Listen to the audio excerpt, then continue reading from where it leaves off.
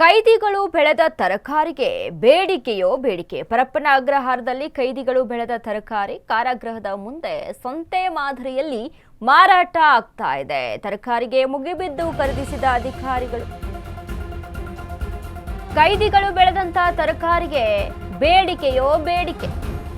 ಪರಪ್ಪನ ಅಗ್ರಹಾರದಲ್ಲಿ ಕೈದಿಗಳು ಬೆಳೆದ ತರಕಾರಿ ಕಾರಾಗೃಹದ ಮುಂದೆ ಸಂತೆ ಮಾದರಿಯಲ್ಲಿ ಮಾರಾಟ ಮಾಡಲಾಗ್ತಾ ಇದೆ. ತರಕಾರಿಗೆ ಮುಗಿಬಿದ್ದು ಖರೀದಿಸಿದ ಅಧಿಕಾರಿಗಳು ಮತ್ತು ಸಿಬ್ಬಂದಿಗಳು. ಕಾರಾಗೃಹ ಡಿಜಿ ಅಲೋಕ್ ಕುಮಾರ್ ವಿನೂತನ ಪ್ರಯತ್ನ ಇದು. ಮುಂದಿನ ದಿನಗಳಲ್ಲಿ ತರಕಾರಿಯನ್ನ ಸಂತೆ ಮಾಡಲು ಸಿದ್ಧತೆ. ಮಾರುಕಟ್ಟೆಯಲ್ಲಿ ತರಕಾರಿ ಮಾರಾಟ ಮಾಡಲು ಸಿದ್ಧತೆಯನ್ನ ಮಾಡಿಕೊಂಡಿದ್ದಾರೆ. ತರಕಾರಿ ಅಲ್ಲದೆ ಬಟ್ಟೆ, ಗೃಹೋಪಯೋಗಿ ವಸ್ತುಗಳ ಮಾರಾಟ ಕೂಡ.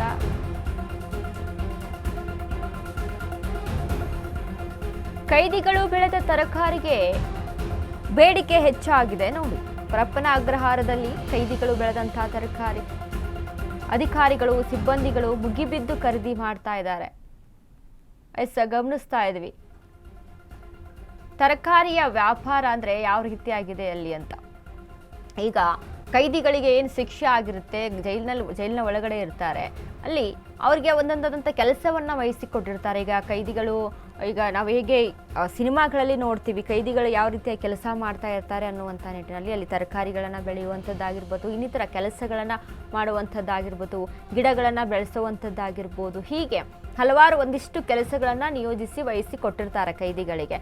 ಅದರಂತೆಯೇ ಈ ರೀತಿಯಾಗಿ ಕೈದಿಗಳ ತರಕಾರಿಗೆ ಈ ರೀತಿಯಾದ ಬೇಡಿಕೆ ಅಲ್ಲಿ ಸಿಬ್ಬಂದಿಗಳು, ಅಧಿಕಾರಿಗಳು ಖರೀದಿ ಮಾಡ್ತಾ ಇದ್ದಾರೆ. ಈ ಬಗ್ಗೆ ಮತ್ತಷ್ಟು ಅಪ್ಡೇಟ್ಸ್ ಅನ್ನ ಕೊಡ್ತಾರೆ ನಮ್ಮ ಪ್ರತಿನಿಧಿ ಅರುಣ್. ಅರುಣ್, ಇದೀಗ ಈ ಕೈದಿಗಳು ಬೆಳೆದಿರುವಂತಹ ತರಕಾರಿಗೆ ಅಧಿಕಾರಿಗಳು ಆಗಿರ್ಬೋದು, ಸಿಬ್ಬಂದಿಗಳಾಗಿರ್ಬೋದು ಇಲ್ಲಿ ಮುಗಿಬಿದ್ದಿ ಅಲ್ಲಿ ವ್ಯಾಪಾರವನ್ನ ನಡೆಸ್ತಾ ಇದ್ದಾರೆ. ಏನೆಲ್ಲ ಅಪ್ಡೇಟ್ಸ್ ಇದೆ ಅರುಣ್ ಈ ಬಗ್ಗೆ?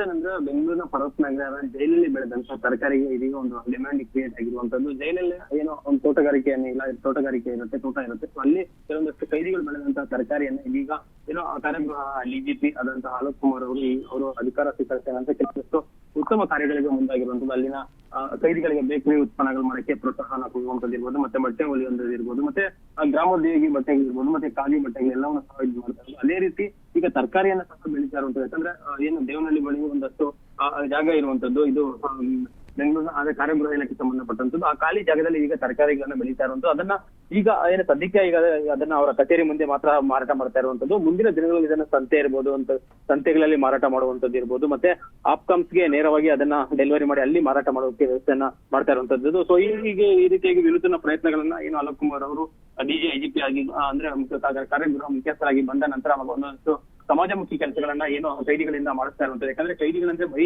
ಜೈಲಲ್ಲಿ ಇಟ್ಕೊಂಡು ಕೇವಲ ಒಂದು ಶಿಕ್ಷೆಯನ್ನ ಅನುಭವಿಸೋದಲ್ಲ, ಅವರು ಹೊರಗಡೆ ಬಂದ ನಂತರ ಕೇವಲ ಒಂದಷ್ಟು ಉತ್ಪನ್ನಗಳನ್ನ ಕಲ್ತ್ಕೋಬೇಕು, ಮತ್ತೆ ಅವರ ಜೀವನವನ್ನ ರೂಪಿಸ್ಕೋಬೇಕು ಅನ್ನೋ ನಿಟ್ಟಿನಲ್ಲಿ ಈಗಾಗಲೇ ಬೇಕರಿ ಐಟಮ್ಸ್ ಗಳನ್ನ ಮಾಡಿ ಅದನ್ನ ಏನು ಮೊನ್ನೆ ಜನವರಿ 26ರಂದು ನಡೆದಂತಹ ಒಂದು ಗಣರಾಜ್ಯೋತ್ಸವ ದಿನ ಏನಿದೆ ಅಲ್ಲಿ ಒಂದಷ್ಟು ಪ್ರೋಗ್ರಾಮ್ಗಳಲ್ಲಿ ಸಹ ಸ್ವೀಟ್ ಗಳನ್ನ ಹಂಚಿಕೆ ಮಾಡಿರುವಂತದ್ದು. ಅದೇ ರೀತಿ ಈಗ ತರಕಾರಿಗಳನ್ನ ಹಂಚಕ್ಕೂ ಸಹ ಮುಂದೆ ಆಗ್ತಾ ಇರುವಂತದ್ದು. ವನಿತಾ, ಥ್ಯಾಂಕ್ ಯು ಅರುಣ್ ನಿಮ್ಮೆಲ್ಲ ಅಪ್ಡೇಟ್ಸ್ಗೆ.